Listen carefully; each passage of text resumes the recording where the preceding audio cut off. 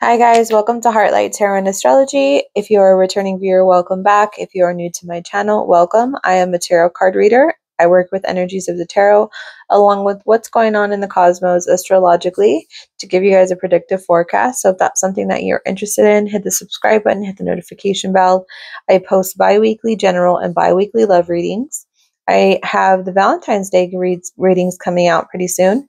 The last love readings that I uploaded really took off, so I'm excited to see how these resonate with you guys. This is not a personal one-on-one reading. This is a reading collectively for the collective sign of Pisces. Okay, if you are interested in a personal reading, let me know in the comment box below. I'll shoot you over my email. We can chat. But until then, I hope that you guys are doing well, and this is going to be a reading for February 1st through the 15th. For the sign of Pisces, I mentioned in your guys' full moon reading, so if you haven't checked those out, check them out in the video list. But I mentioned that Aquarius is ruling your 12th house, right? I mentioned in that video. And there's going to be a lot of planets in there. There are a lot of planets in there right now, okay? So you have the sun in there because it's Aquarius season, right? You have Mercury in there. He's direct now. You have Pluto that just moved into into your 12th house of January 20th. And for what's your 12th house represent? Well, the 12th house, it represents, you know, what you do to sacrifice yourself in the name of service, all right? You know, what's going on behind the scenes, your self-undoing, your repressions. What do you repress? Okay, it's the house of prisons and institutions and asylums and hospitals and so on and so forth. So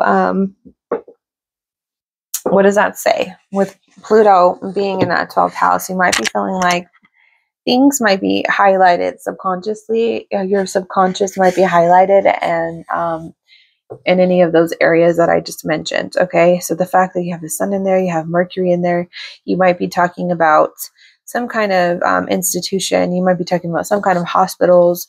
Hospitals might be highlighted right now. You know, what it is that you do to sacrifice yourself and the needs of others, right? And it's also what's going on psychologically. So you might be feeling a lot of highlighted, you know, and that's also the house of rest. So you have all these planets in there doing all this work. Okay, because Pluto, he completely transforms things, okay? And he is the planet of intensity. So you might be feeling very intense subconsciously in regards to any of these, you know, topics that I'm saying right now.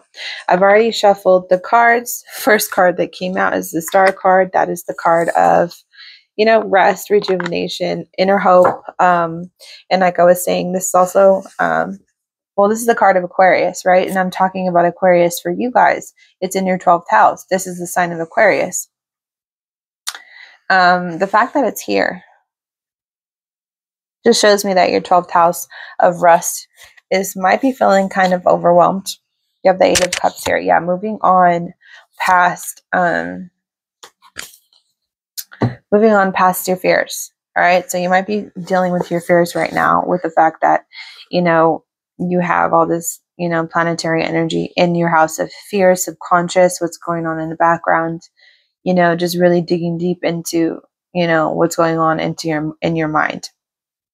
In your recent past, you have the Queen of Swords, and it's clarified with the Emperor. The Queen of Swords is a very strong energy, okay, mentally, and, you know, the communication of the Queen of Swords is very strong. Okay, so it's also the card of Aquarius, Gemini, or Libra, so air sign. She makes quick decisions. Okay, she's very knowledgeable, very wise, and she only cares about taking care of herself and her people, and to be making the best decisions, you know, about other people. And it's clarified with the Emperor. You could have been some kind of upper management leader, some kind of manager. Maybe you owned your own business, maybe the owner of a company, and it's in your recent past.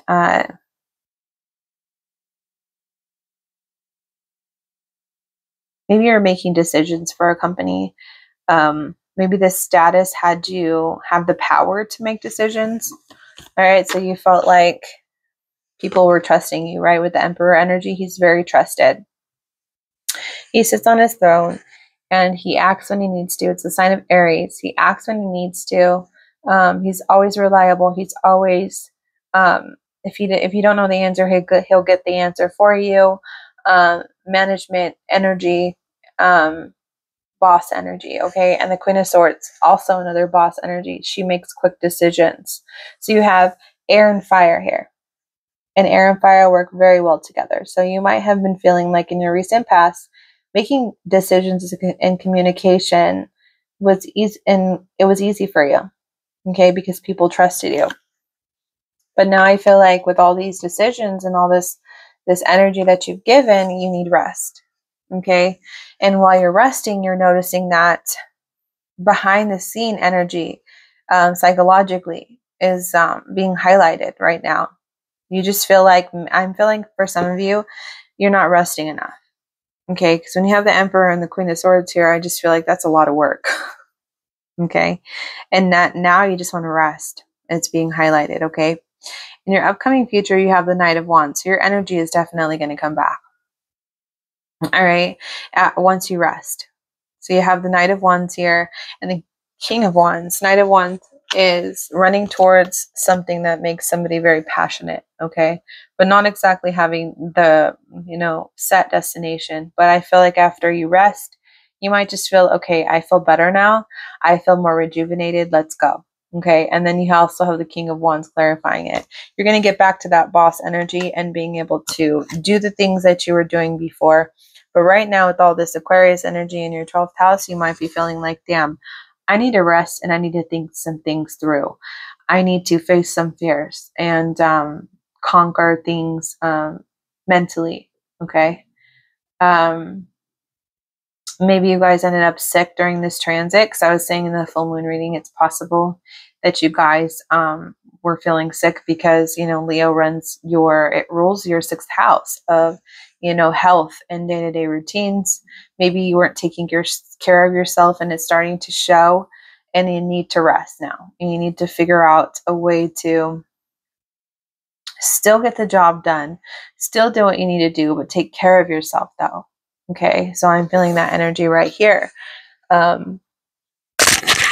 if you haven't checked out the full moon readings, check them out, because, sorry, I was messing with my mic. It might have been loud for a second, but I'm going to get you guys an animal spirit card for the sign of Pisces.